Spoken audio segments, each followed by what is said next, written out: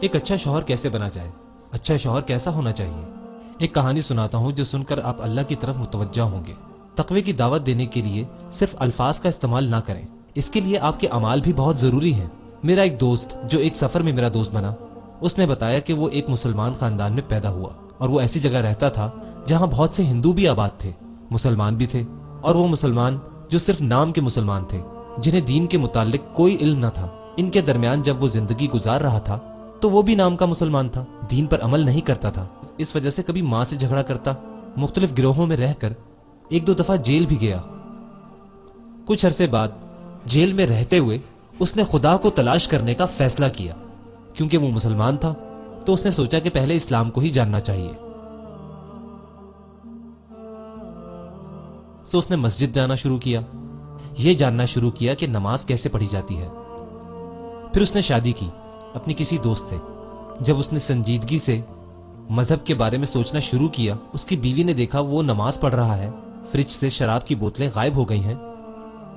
اب وہ اپنے شرابی دوستوں کے ساتھ بھی نہیں جاتا، اور نہ ہی وہ ویکنڈ میں اپنے دوستوں کے ساتھ اٹلانٹک سٹی جاتا ہے۔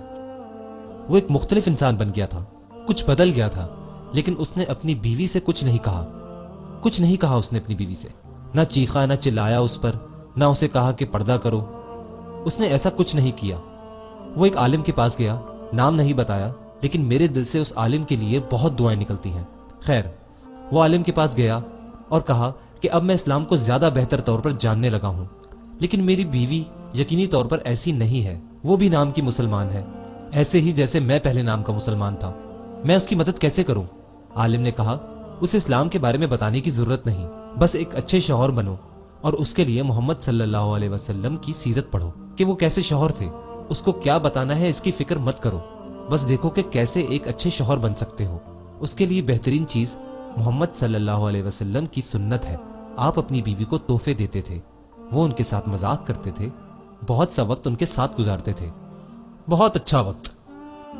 اور یہاں افطار کے وقت فروٹ کھاتے ہی میٹھا نہیں ہے، اور بیوی کہتی ہے کیا ہوا؟ آپ کہتے ہیں کچھ نہیں۔ پھر آپ مشروب پیتے ہیں اور دیکھتے ہیں کہ اس میں چینی کم ہے۔ میں جانتا ہوں کہ حالات ٹھیک نہیں ہیں، لیکن چینی تو تھوڑی زیادہ ڈال سکتی ہو۔ ایسے حالات میں سمجھ سکتا ہوں کہ تعریف کرنا بہت مشکل ہوتا ہوگا، لیکن دوستو یہ سنت ہے۔ اچھا کھانا تھا، شاندار تھا، بہت ہی لذیذ تھا۔ تو ہمارے الفاظ ہماری بیویوں کے لیے بہت اہمیت رکھتے ہیں، وہ ہم سے ایسی گفتگو کی عادی ہوتی ہیں۔ لیکن اگر آپ یہ کہتے ہیں کہ آج تم بہت اچھی لگ رہی ہو، تو وہ کیا کہتی ہے؟ کیا چاہیے تمہیں؟ ایسا ہی ہے نا، اس طرح وہ پریشان ہو جاتی ہے۔ آپ کو اس عمل کو بہتر کرنا ہے، یہ ایک مسئلہ ہے۔ تو اب اس نے اپنی بیوی کے ساتھ بات کرنا شروع کی۔ شروع میں اس سے عیسائیت پر بحث کی۔ اس نے بتایا کہ عیسائی مذہب درست نہیں، تسلی بخش دلائل دیے، وغیرہ وغیرہ۔ آپ سمجھ سکتے ہوں گے اس سب کا اس کی بیوی پر کچھ اثر نہیں ہوا۔ اس نے کہا کہ میں عیسائی ہوں، مجھے اکیلا چھوڑ دو۔ 3 سال تک اس نے اپنی بیوی سے عیسائیت کے بارے میں کوئی بات نہیں کی۔ اس نے وہی کیا جو ایک اچھا شوہر بننے کے لیے کرنا چاہیے۔